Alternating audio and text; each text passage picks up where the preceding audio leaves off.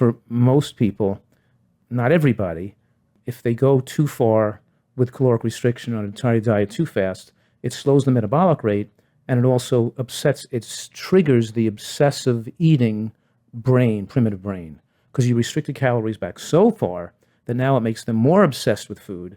And many people after a fast, after intermittent fasting days, just trying to diet too far, cut their calories back too low, their brain become more food obsessed, and they bounce back with now an excessive amount of calories. They can't sustain that low level of calories, and it's not going to benefit them because now the metabolic rate's low, they're going to put back more calories, and because they're not going to maintain it long term with that low calorie, they should never have been that low to begin with. Yeah, and doesn't it mess up your apostat and like your full and hungry cues? Yes. And I mean, if you're interested in learning more about that, the fasting episode that we did is really good because fasting could be helpful, but you have to do it really smartly. Right, and there's we're talking about my cautioning people against losing weight and cutting back calories too much, right? Yeah. But then there's always an exception because there are some people that cutting back calories too much might save their life. A person with uncontrolled diabetes, they just had a heart attack. They're moving toward. You can see their body's moving to having a stroke. They're preparing for hip surgery, and they're going to have a clot form. In other words, there's always some reasons where going very aggressive may be appropriate, but in the majority of cases, if you follow people, and I've been doing this as a physician for more than 30 years now, if you look at this long term, the people that go very, very aggressive, it's usually less sustainable. And being the art of finding out the amount of what you eat, the quality of what you eat, and sticking with it so you can sustain it with the expectation of living this way forever leads to better long-term outcomes. And what do you say at the retreat? You have to be an expert in yourself. You have to know the amount of food that makes you feel your best, where you wake up excited to eat, you never feel like lethargic or full, and you're not pushing yourself to points that you can't manage. You're not driving yourself crazy.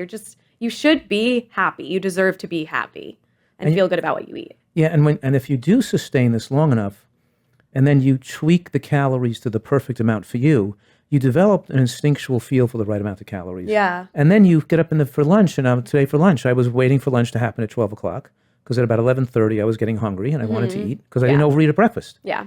But if I overate at breakfast, so I kind of instinctually know how much to eat at breakfast, and I'm watching some people who are guests at the retreat taking double the amount of food I'm taking. And they're overweight trying to lose weight, but they're so used to taking so much food. I have to look at it, but I know if I took that much food, I wouldn't be hungry for lunch.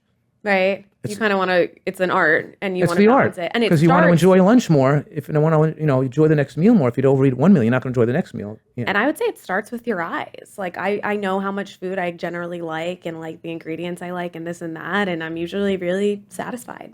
So that's nice. Yeah, it takes time. Yeah, practice. Yeah, and this idea of that most people, they have to feel that they might feel deprived in the beginning because the diet is such a radical change for them. Yeah. But over time, it feels like you're no longer depriving yourself. You're just eating the foods that you just feel comfortable eating and learn to prefer to eat because the more time you're away from your addictive triggers, that illicit love affair with unhealthy eating, the more the drive to eat those foods lessens.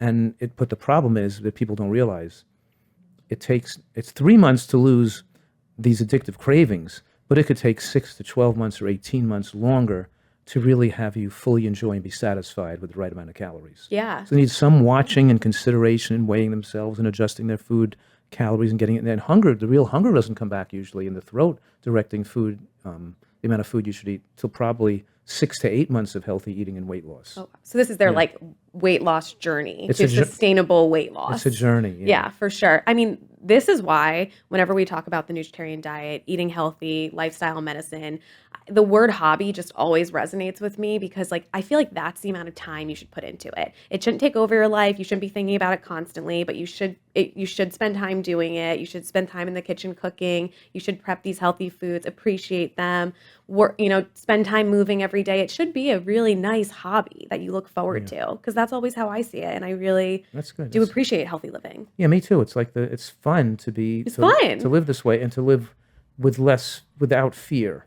That most people, without fear, and also confidence and more faith in the body to protect ourselves. Yeah. more faith in the human body, which people have lost that ability.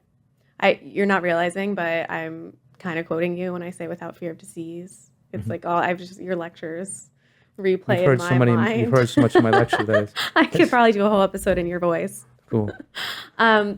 But yeah, so limit alcohol as much as possible, increase nutrients, eat the healthy foods, and love life. Is that the message? Yes, and learn how to make great recipes that you love so you can look forward to the eating healthy foods.